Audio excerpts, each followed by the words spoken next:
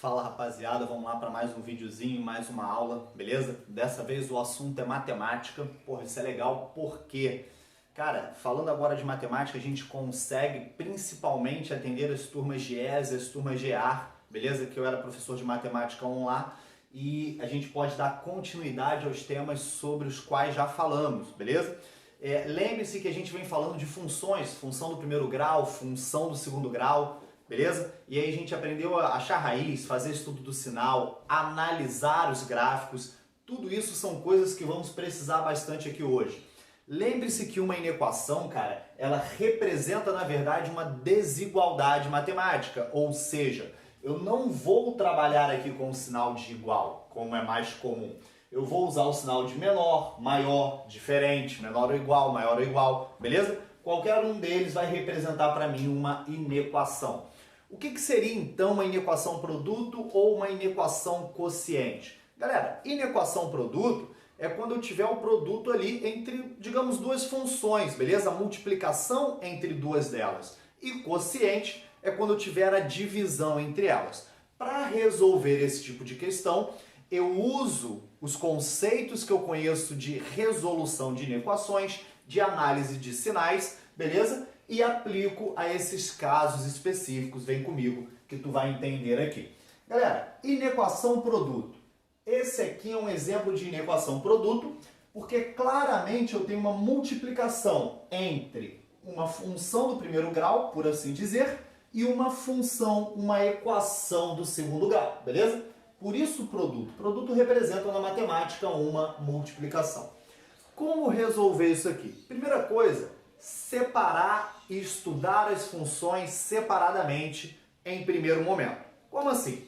Dá nome, cara, a cada um desses casos aqui para facilitar a tua resolução. Por exemplo, essa primeira aqui eu vou chamá-la de f de x. Estou dando um nome, tranquilo? Estou escolhendo uma representação para essa parte aqui da função, uma equação de primeiro grau. Quando eu olho para a segunda parte, eu vou chamá-la de g de x. Dou, obviamente, um nome diferente e vou estudar cada uma delas separadamente. Tranquilo? Vamos primeiro falar da função f de x. Beleza? Ela é mais simples, ela é do primeiro grau, é mais tranquilo fazer o estudo e análise dos sinais referentes a ela. Galera, para fazer o estudo de sinal de uma função, a minha primeira preocupação é encontrar uma raiz. O que é raiz quando se trata de função? É o valor de x, né, o valor da variável independente que faz o resultado dar zero. Então, eu quero descobrir o valor de x que faça essa conta dar zero. Tranquilo? Segue aqui comigo, ó. Iguala a tua função a x, iguala a tua função a zero, 2 menos x igual a zero, e aí letra para um lado, número para o outro. Se eu simplesmente passar o x para o outro lado, eu vou chegar à conclusão que o valor que zera é x igual a 2, tá bom? Diante disso, faz um gráfico para representar o teu estudo dos sinais. Eu não preciso representar o gráfico inteiro, não. Se eu fizer apenas o eixo x, isso já é suficiente para o que eu quero, tranquilo? Galera, função do primeiro grau. O gráfico desse tipo de função não é sempre uma reta? Sim. Pode ser o quê? Crescente ou decrescente. E do que isso depende? Depende do sinal que vem associado ao x. Repara que aqui a minha variável ela é negativa. O meu termo a é negativo, fazendo com que a minha função ela seja decrescente. Então, na hora de desenhar a minha reta, ok? Eu desenho algo assim, que vai diminuindo, que vai descendo da esquerda para a direita. Esse ponto, aonde eu corto, aonde eu intercepto o eixo x, também chamado de eixo das abscissas, ele é justamente a raiz a qual eu encontrei. Tá tranquilo? Show de bola! Galera, por mais que eu não tenha desenhado o eixo y, dá pra gente entender numa boa que tudo que está acima de x seria positivo para y, se eu pensasse no plano cartesiano como um todo. E tudo que está do meio para baixo, ou seja, do eixo x para baixo, é negativo. O que isso significa?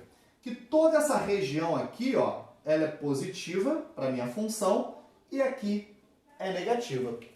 Se você fizer a análise, quando você usa valores de x antes do 2, ou seja, menores que 2, a tua função responde com um resultado positivo.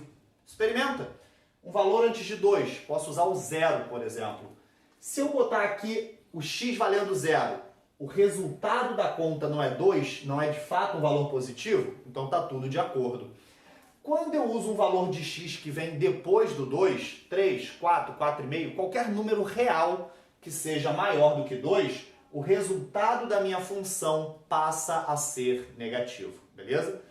Pega essa ideia, guarda isso daqui e vamos agora falar da minha função g de x, tá bom? Vou colocá-la aqui, beleza? Para resolver. Bom, a minha função g já é uma função quadrática, já é uma função do segundo grau. A cara dela é essa aqui, menos x ao quadrado, mais 6x, menos 5. Se eu quero encontrar a raiz igual a zero, primeiro passo é igualar a zero, não é isso? Galera, para achar a raiz de uma função do segundo grau, você tem diversos caminhos. Você pode fazer soma e produto, você pode fazer Bhaskara, você pode fatorar a função, beleza? Eu vou usar soma e produto só para ser mais rápido, para ser mais prático. Mas se você ainda não pegou o jeito, você pode usar Bhaskara que vai chegar aos mesmos resultados tranquilamente. Lembrando aqui, galera, o que é a soma das raízes, né? Ela pode ser determinada fazendo menos b sobre a. Menos b seria esse coeficiente associado a x de sinal trocado, ou seja, menos 6. Quem é o a? É o cara que vem associado a x ao quadrado. Nesse caso vale menos 1 e essa divisão tem como resultado 6 positivo. Produto. Produto seria a multiplicação das raízes, que pode ser determinado fazendo C, que é o termo independente, dividido por A, que já falamos que é menos 1. Então, menos 5 dividido por menos 1, isso dá um 5 positivo. Aqui tu tem que parar para pensar um pouquinho. Pensar em dois números que, ao serem somados, dão 6 e os mesmos, ao serem multiplicados, dê 5. Depois de um tempinho, você consegue fazer isso com facilidade e aí você vai ver que seus números são 1 e 5. Tranquilo? Faz a prova real. Se você somar os dois, de fato dá 6. Se você multiplicar os dois, dá 5. Então, tá tudo ok. Faz o gráfico. Como é que é o gráfico? Desenha o eixo X, não precisa mais do que ele. Tá certo? E lembre-se que, por se tratar de uma função de segundo grau, você está falando de um gráfico que é uma parábola, que pode ter concavidade para cima ou para baixo. Nesse caso, galera, repara que o termo quadrático é negativo. Isso faz com que essa concavidade ela seja para baixo. Você tem uma parábola cuja concavidade é para baixo. É a carinha triste, né? Um desenho com essa cara aqui. Tá vendo que dessa vez ela corta o eixo X duas vezes? Claro, porque apresenta duas raízes. É o mais tradicional de uma função do segundo grau. Então aqui 1 e 5. Sempre coloque essas raízes, cara, na ordem crescente. Não inverte isso não, porque depois dá problema na tua análise. E seguindo aquele mesmo raciocínio do que está na parte de baixo ser negativo e na parte de cima ser positivo, repara, antes de 1, a função estava na parte de baixo, ela gera valores negativos. Entre 1 e 5 é justamente onde eu estou acima do eixo X, gera valores positivos. Passou do 5, retornou para a parte de baixo, ou seja, voltou a apresentar valores negativos. Feito o estudo dos sinais separadamente, você vai conseguir, você reúne isso daqui em uma pequena tabela.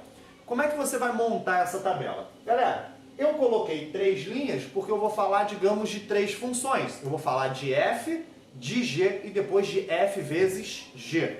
Então me acompanha aqui, ó. Primeira linha representa os resultados de F. A segunda, os resultados de G. Mas no final das contas o que eu quero é F vezes G. Então represento aqui como resultado final F vezes G de X. 3 retas verticais, uma para cada raiz que eu encontrei. Então a quantidade de retas verticais é igual à quantidade de raízes distintas que você encontrou. Coloca as raízes também em ordem crescente, beleza? Então a primeira delas vai ser a 1, depois o 2 e por último o 5. Então, ó, em cima das verticais, 1, 2 e 5. Tá tranquilo? E cada intervalo a gente vai representar se naquele momento a função é positiva ou negativa. Vamos falar de F primeiro.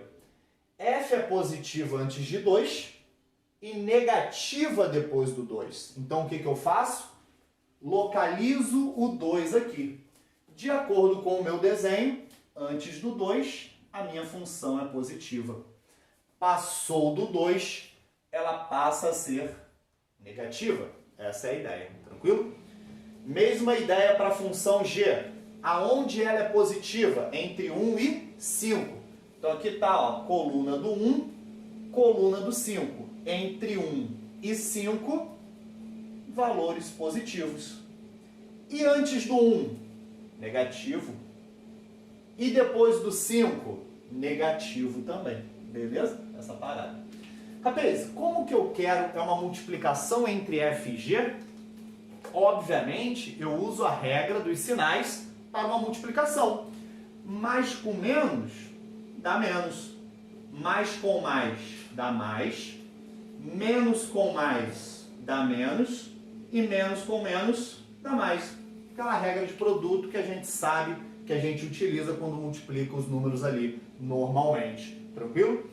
Feito essa análise, você já tem condições de avaliar a resposta. Basta voltar para o início e ver que o que a questão quer é que esse produto, essa multiplicação, seja menor ou igual a zero. Ser menor que zero é ser um número negativo. Localiza no teu resultado os negativos. Tá aqui e também nesse intervalo ali. Tá tranquilo? Como você monta, como você reconhece a tua resposta? Galera, para dar um resultado negativo, eu estou antes do 1. Ou seja, eu posso usar valores de x menores que 1. É a única maneira? Não. Existem resultados negativos entre 2 e 5. Então, ou eu uso x menor que 1, ou uso valores de x que estão entre 2 e 5. Tá certo? Só toma o cuidado que aqui embaixo também tem a igualdade, dizendo que o resultado dessa função pode ser menor que zero, negativo, ou pode dar zero. Se pode dar zero, eu posso usar as raízes como resposta. Então aqui não é simplesmente menor que 1, é menor ou igual a 1. E o mesmo vale para as demais raízes, tá tranquilo? Porque se eu usar 1, o 2 ou o 5, essa função zera por inteiro. Você depois pode até experimentar isso. Se zerou, também está ok, porque ela pode ser menor ou igual a zero. A tua alternativa pode estar representada assim, ou também naquela forma de intervalo, usando parênteses e colchete. Lembrando, como é que eu represento o intervalo aberto? Você usa parênteses ou colchete ao contrário. Como eu represento o intervalo fechado? É só pôr um colchete na posição correta. Quer ver? X menor ou igual a 1 significa que são valores de 1 para trás. Como não tem limite para trás, eu posso pensar de menos infinito até 1. Por convenção, na matemática, menos infinito ou mais infinito, eu vou usar sempre aberto. O 1 não tem um sinal de igualdade, significa que ele pode ser usado. Significa que ele faz parte do intervalo. Se ele faz parte, a gente representa por um colchete, é um intervalo fechado. Essa é uma parte da solução. União com outro conjunto. Quem é esse outro conjunto? Os números que estão entre 2 e 5. Você representa como um intervalo numérico. Então aqui, ó, você vai de 2 a 5. Como ambos têm um sinal de igualdade ali embaixo, ambos são fechados. Então a sua resposta pode aparecer desta maneira ou dessa outra aqui, tranquilo? Isso é a primeira parte da aula, um exemplo de inequação produto, beleza? E na sequência uma parte 2, em que eu vou fazer um exemplo de inequação quociente. Com isso já dá para você resolver as questões de inequação que tem lá na apostila. Tá tranquilo? Um abraço, galera. Até daqui a pouco.